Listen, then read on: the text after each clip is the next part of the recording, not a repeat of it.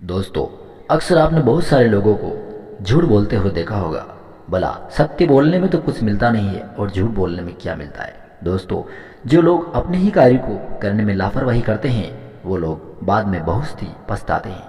अक्सर देखा जाए तो दुनिया में वही लोग सफल होते हैं जो अपने कार्य को पूरी लगन के साथ करते हैं, पूरी रुचि के साथ करते हैं। वही दुनिया में सफलता को एक दिन प्राप्त जरूर करते हैं। उसी पर आधारित आज महात्मा बुद्ध की ये कहानी बहुत ही अच्छी कहानी है। दोस्तों, कहानी को पूरा सुनिएगा। दोस्तों, बात पुरानी है। महात्मा बुद्ध का जब सत्संग चल रहा था, वहां पर दो भिक्षुओं ने संकल्प लिया कि हम साथ साथ रहेंगे और जंगल में जाकर ईश्वर की भक्ति करेंगे। उनमें से एक आलसी था, वहीं पर दूसरा बहुत ही मेहनती था। दोनों अपने अपने ढंग से साधना करने लगे। आलसी साधक लकड़ियां इकट्ठी कर उन्हें जला लेता और गप्पे लड़ते हुए अपना समय बर्बाद कर देता।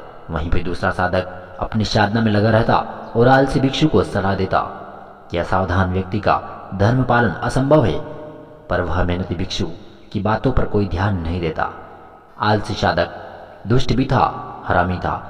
जब सावधान साधक साधना खत्म करके सोने जाता तो आलसी साधक कहता और उसकी हंसी उड़ाता और उससे मजाक करता, भिक्षु साधना करने मन में आए या सोकर समय काटने आए हैं। सावधान साधक को तो वह इस प्रकार कहता था, पर खुद ही दूसरी ओर जाकर सो जाता था। सावधान साधक थोड़ी देर आराम करके फिर उठ जाता, फिर साधना में लग जाता। इस प्रकार निरंतर अभ्यास करते हुए मेहनती साधक कुछ ही दिनों में आत्मज्ञान को प्राप्त कर गया। वहीं फिर दूसरा साधक जो पहले था वैसा ही झोंका द्यो ही रह गया। ऐसे ही समय बिताता रहा। वर्षावास समाप्त हुआ। दोनों साधक बुद्धदेव के पास पहुंचे। बुद्धदेव ने पूछा कि आपकी साधना कैसी रही, कहीं आपको कोई परेशानी तो नहीं आई। आलसी भिक्षु तुरंत बोला, इस झूठ भिक्षु की बात न करें, इसने तो अपना पूरा समय सुख से लेटकर सोते हुए बिता दिया। महात्मा बुद्ध ने पूछा, तुमने क्या किया? मैं रात के पहले प्रहर से ही आग जलाकर उसके पास बैठकर साधना करता रहा। मैंने पहले दिन से ही साधना प्रारंभ कर दी थी। बुद्धदेव तो अंतर्यामी थे, उन्हें को तो कोई कहने की जरूरत नहीं थी।